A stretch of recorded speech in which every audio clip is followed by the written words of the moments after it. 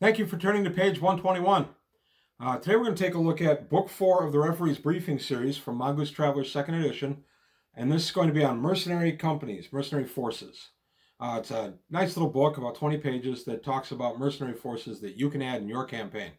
And I kind of entered this one kind of with a jaundiced eye, simply because I've read a lot of mercenary stuff from Traveler, also from Battletech over the years. And I wasn't expecting much out of this one, and thankfully I was wrong. So I'm going to show you what's in here and show you why I think it was worth getting. Also, I want to explain my backdrop. I didn't feel like putting the white one up, so I just put Traveler Map. Traveler Map, one of the best tools out there for Traveler. I recommend it highly. TravelerMap.com, or just type in Traveler Map, any browser near you. I recommend it. I have nothing to do with Traveler Map, or Mongoose for that matter. I'm just a fan of both. So that, and then I'm lobbying for subscribers. Come on in, subscribers, why not? It's a fun channel that I try to do here. I try to do it very family friendly, so come on in. And if you know anybody who's been on the fence, push them over to our side. We talk about games here a lot. That's it. And I've got an active Patreon, and I have rewards going, so please take a look at that. That's it. So today we're going to take a look at Referee's Briefing number 4, Mercenary Forces, from Mongoose for 2nd edition Traveler. Okay, number 4 in the Traveler Referee's Briefing from Mongoose for 2nd edition, Mercenary Forces. I have to admit, of all 6 of these, this is number 4 that I'm doing right now, this was the one I was kind of least interested in. If you have the new Mongoose Mercenary book, you're going to have a lot of what's in here. I have an older Mongoose Mercenary book, as well as older Traveler Mercenary books, and honestly, I play Battletech, so I have a lot of mercenary information. So I went into this one with a little bit of a jaundiced eye. I wasn't that certain I was going to get all that much out of it. But I did. This written by Martin Doherty. And it was published in 2016. This was about $6. I'll attach a link to the actual thing itself. It's about $6 to buy. I've enjoyed this series immensely. And this was the one I was expecting to be disappointed in. And I'll be honest, at the beginning I was, but by the end I was happy. I consider this to be an essential series if you're a serious Traveler game master. So there's the introduction of what a mercenary is and the mercenary trade. So again, if you have some background in mercenary games, I've run mercenary campaigns in Traveler before. There's not a lot new in this section, but that's okay. The author has to set the table, and to do that, he's got to tell you what the mercenary trade is, and that's basically hiring your guns out to a high bidder. I'm having a little problem with this guy loading. There we go. I don't know why it's doing that. I'll zoom in a little bit. I'll leave it a little smaller on my tablet. And then we get the types of mercenary forces. This is kind of nice. Security, military, star mercenaries, called star mercs, special operations, and support and specialist. And he goes into what each does. You get a paragraph on what each does, or paragraph and a half. And then recruitment and organization for your mercenary group, which is pretty interesting. And again, I found this to be kind of standard fare, simply because like I said, I've had older Traveler things about mercenary groups. I have had Battletech stuff. Mercenaries are very popular in that if you don't play that game. Mercenaries are a big deal in that game. And a lot of what's here applies to that. I'm going to try to get this page to populate. I don't know why this one's been so twitchy. My tablet does really well usually, and it's not doing well with this one. I cannot get it to load. There we go. So there we go. So it talks about armor assets, your cavalry assets, your armor assets, and then it goes into your tech level and why that's important to your employer. And then we get mercenary personnel. This was kind of good. If you're going to do a mercenary campaign, this will help you. As I said, Traveler's done a full mercenary offering that came out earlier this year. I have not picked it up yet. I picked up the mercenary catalog with all the weapons and armor and such in it, but I haven't bought the other one yet. That's on the list. Unfortunately, it's kind of down the line. I don't have any plans to do an immediate Traveler mercenary campaign, so it's not a high priority for me. But this gives you a good idea of how you have to break out the personnel in a mercenary team and That finishes the section. And then we go to mercenary companies. Now, this is where I felt the book came into its own. I liked a few of these. Bridger Security, their bodyguard and asset protection units, rather than a military force. I thought that was a pretty nice little write-up on that. Onyx Military Services. It's an advisory group rather than a combat formation. So they're not going to fight the war for you. They're going to teach you how to fight the war.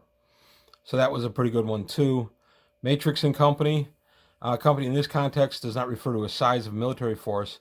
The term is used in the sense the unit consists of Captain Charles Matrix and his associates. It's a small unit specializing in hostage rescue and asset seizure. Polite term for forcibly entering a secured area and making off with something. So I liked this one. I thought there were a lot of good role-playing uses for this one. If you could flesh out, I'm sorry, I said Matrix, it's Merrick's and Company. I had Matrix on the brain. But that was a kind of a neat one. Audley's Avengers. These guys are kind of down on their luck mercenaries. They at one time were a big deal and have fallen into hard times. So it's an interesting name for Audley's Avengers. What are they avenging? Nothing. They're just down on their luck mercenaries.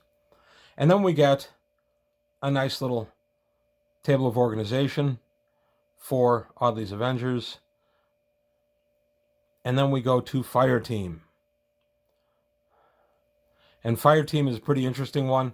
They hire out in small sections, and Fire Team is pretty typical of low-end mercenary units. They fight around tech level 10, so they'd be ideal if they were hired to oppose maybe a revolution or support a revolution on a world that was maybe tech level 7. This would be a really good unit for you to bring in. And again, we got a nice table of organization for Fire Team. Support Assets Incorporated. This unit has been going for over a century. It's been in continuous service and one of the most well-respected small units in the area. Support Assets provides heavy weapons and specialist systems operators to forces lacking this capability.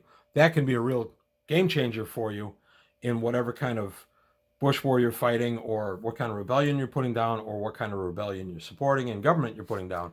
This can be a big deal with heavy weapons. Nice artwork in this one too. And a nice table of organization for support assets. Okay. Bystorm Solutions, another one. A very specialist unit hired by those who want something utterly destroyed in a short time. They're just going to blow it up for you. If it's a pirate base that's causing you problems and they can get in to just destroy the ships, they will. They don't have any real space assets for that, but they have the firepower to get in and destroy a pirate base that might be on your planet. Ivani Escort and Protection. It's named for a starship captain who held off a bunch of raiders while he was protecting a 7-ship convoy, and famously went down with his ship but defended his charges. This unit doesn't have anything to do with them, but it draws on that myth. It has 2 starships, a militarized scout courier, and a hardened type A2 far trader. That's pretty neat. If you can hire both ships, you've got yourself a nice little pirate suppression there. And again, government defense or government suppression, depending on what you need them for. Nice table of organization. Grav Strike Company. It's a company-sized Grav Cavalry unit. These guys would be expensive, but they're definitely going to turn the war in your favor when they roll out onto the streets against your opponent. Alpha Aerospace Defense, another mercenary unit. And what I love about these books is they're not area specific. You can put these anywhere you want. You don't have to have them in one section. They don't have to be in the Spinward Marches or over in Gateway Sector or in the Rimward Space or anything like that. It's a specialist mercenary unit providing defense against orbital and airborne threats. And there's their table of organization. And Ether War Company. I like this one. It's a bunch of nerds for hire, as they've been unkindly described. They specialize in electronic and communications warfare and cyber operations, ranging from providing security to breaking through it. Basically, they're cyber warriors. They all have guns, they're all trained in them, but mainly they're there to deal with communications and computer breaking issues. I like this one. I think there's a lot of use for that kind of thing there. And then Insurrection Inc. It's a specialist formation, provides revolutionaries and rebels with an all-in-one package to ensure success. So that's kind of a neat idea too. So most of these are really appropriate for your average traveler game. There's a lot of stuff you can plug in with these, and you can use them as your backdrop, or it can simply be an ad going when you come into spaceport. There could be an ad scrolling for one of these mercenary units on one of the boards or something. It can be anything you want, but they add a nice flavor, nice background, and they can be a nice opponent or proponent in a story that you're doing. Here we get a look at some of the tools of the trade that they offer in this book. The Gauss assault gun and the light assault gun, and then Ares Quaid, guns, goods, and beyond. Squad to platoon size deals. I like that ad. Light Gatling laser, VRF, very rapid fire Gauss gun, and then a little ad for Central Supply Collection. So these have appeared in other Traveler things as well, but you get them all here just kind of a sake of completeness. So I like this one, and I have to, again, be honest. I went into this one expecting to not like it, to think, oh, I have all this. There's nothing in here I'm going to need. And I was wrong again. I've found pretty much in everything I've read in Current Traveler, there's always at least something in there that I'm interested in that I can use in my game. So I do recommend this guy. I think it was $5, $5 or $6, but I do recommend it. And this is book 4. There are 2 more books in the set. I have them. I'm currently reading. So in the next few weeks, I'll be taking a look at books 5 and 6. So that's all I've got today from page 121. Thank you for your time. If you haven't subscribed, please do. Tell your friends. I have an active Patreon going right now, and I have rewards on it, so please take a look at that. And that's all I've got to say today on page 121. Thanks for watching, and I'll see you next time.